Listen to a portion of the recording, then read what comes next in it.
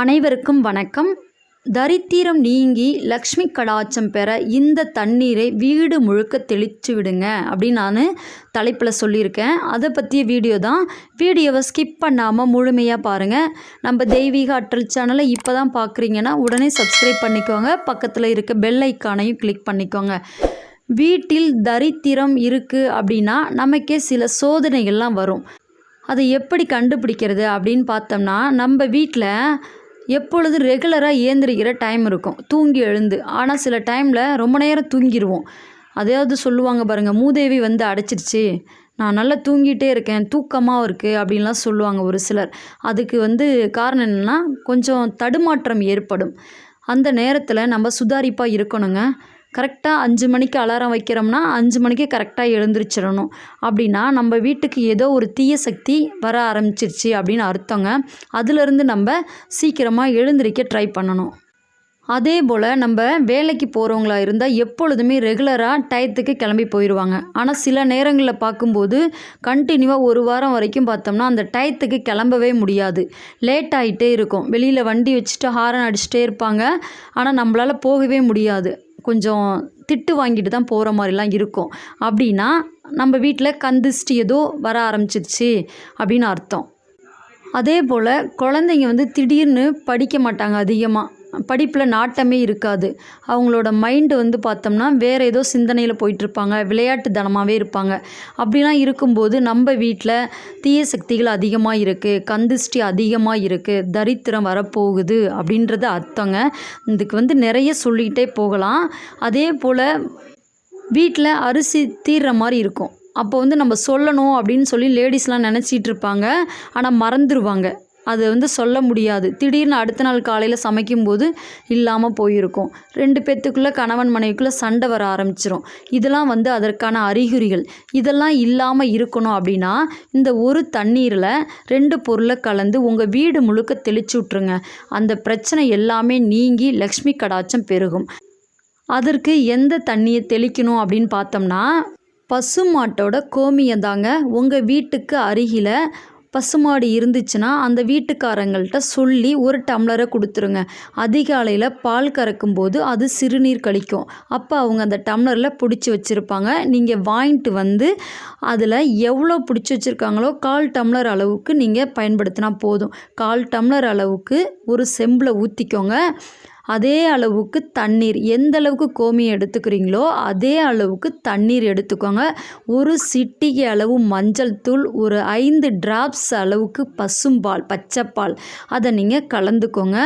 அதில் மாவிலை 3 கொத்து அல்லது 5 கொத்து அதை போட்டு உங்கள் வீடு முழுக்க மாவிலையால் எல்லா இடத்துலையும் அந்த தண்ணீரை தெளிச்சு விடுங்க. மாவிலை பக்கத்தில் கிடைக்கல, மரம் இல்லை அப்படின்னா பரவாயில்ல, வேப்பிலை எல்லா இடத்துலையும் கிடைக்கும். அந்த வேப்பிலை கொத்து 5 கொத்து எடுத்து அதால் நீங்கள் வீடு முழுக்க தெளிச்சுடலாங்க. கோமியம் உங்களுக்கு அருகில் மாடி இல்லை, அதனால் கிடைக்கல அப்படின்னு நினைக்கிறவங்க இப்போலாம் கடையிலே கோமியம் பாட்டிலில் ஸ்டோர் பண்ணி விற்கிறாங்க. நீங்கள் வாங்கிட்டு அதை வச்சுக்கோங்க. எப்போல்லாம் உங்களுக்கு தெளிக்கணும் அப்படின்னு தோணுதோ அப்போல்லாம் நீங்கள் பௌர்ணமி, அமாவாசை தினம், விரத தினங்களில் எல்லா நாட்கள்லையுமே உங்கள் வீடு முழுக்க இந்த தண்ணியை தெளிச்சு விடுங்க.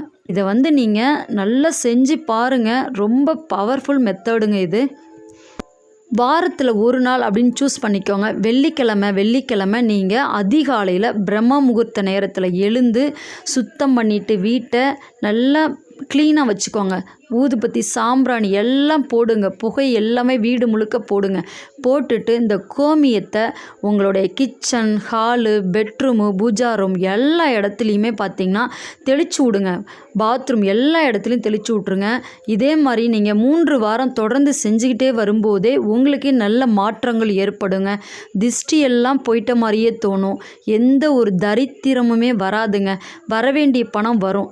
அதாவது செல்வம் சேர்ந்துக்கிட்டே இருக்கிற மாதிரியே உங்களுக்கே அது உணர ஆரம்பிச்சிடும்.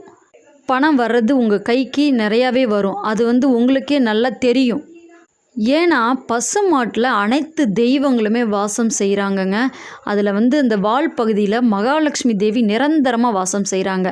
நம்ம பசுமாடை பார்த்தாலே அந்த வால் பகுதியில் தொட்டு கும்பிடுங்க. பசுமாட்டை பார்த்துட்டு வால் பகுதியை போய் தொடுறதா அப்படின்லாம் ஒரு சிலர்லாம் யோசிப்பாங்க. அப்படிலாம் நினைக்காதீங்க. நீங்கள் வால் பகுதியில் 2 கையும் வச்சு கண்ணில் அப்படியே ஒத்திக்கோங்க. மகாலட்சுமி தேவி நிரந்தரமாக வாசம் செய்வாங்க. செல்வம் பெருகுங்க. இந்த கோமியத்தில் சிறுநீரில் பார்த்தோம்னா நிறைய சக்திகள் ஒளிஞ்சிருக்குது. அதில் கிருமியை அட்டாக் பண்ண விடாத பொருட்கள் தாங்க அது எல்லாமே. நம்ம வீட்டில் எந்த ஒரு தீய சக்திகள் இருந்தாலுமே அது அடியோடு வெளியில் போயிடும். தரித்திரம் என்பதே வராது. வறுமை என்பதே இருக்காதுங்க. எப்போதுமே நிறைய செல்வங்கள் சேரும். பணம் பெருகி கொண்டே இருக்கும். மகாலட்சுமி தேவி வாசம் செஞ்சுக்கிட்டே இருப்பாங்க உங்கள் வீட்டில். இந்த கோமியத்தை நீங்கள் தெளித்து பாருங்கள், நல்ல ஒரு பலன் இருக்குங்க. அதே மாதிரி மஞ்சள்லேயும் மகாலட்சுமி தேவி இருக்காங்க. மாவிலை பார்த்தோம்னா ரொம்ப ஒரு அற்புதமான இலைங்க. அந்த இலையில் மகாலட்சுமி தேவி இருக்காங்க, சுக்கிர பகவான் இருக்கார். அவருடைய அருள்லாம் உங்களுக்கு பரிபூர்ணமாக கிடைக்கும். நீங்கள் இந்த கோமியத்தை தெளித்து பார்த்துட்டு உங்களுடைய பலன் எப்படி இருக்குது அப்படின்னு சொல்லி எனக்கு கமெண்ட் பாக்ஸில் மறக்காமல் கமெண்ட் பண்ணுங்கள். இந்த வீடியோ உங்களுக்கு பிடிச்சிருக்குன்னு நினைக்கிறேன். லைக் பண்ணுங்கள், ஷேர் பண்ணுங்கள். மறக்காமல் நம்ம சேனலை சப்ஸ்கிரைப் பண்ணிக்கோங்க. மீண்டும் அடுத்து ஒரு நல்ல பதிவுடன் நான் உங்களை சந்திக்கிறேன். வாழ்க வையகம், வாழ்க வளமுடன். நன்றி, வணக்கம்.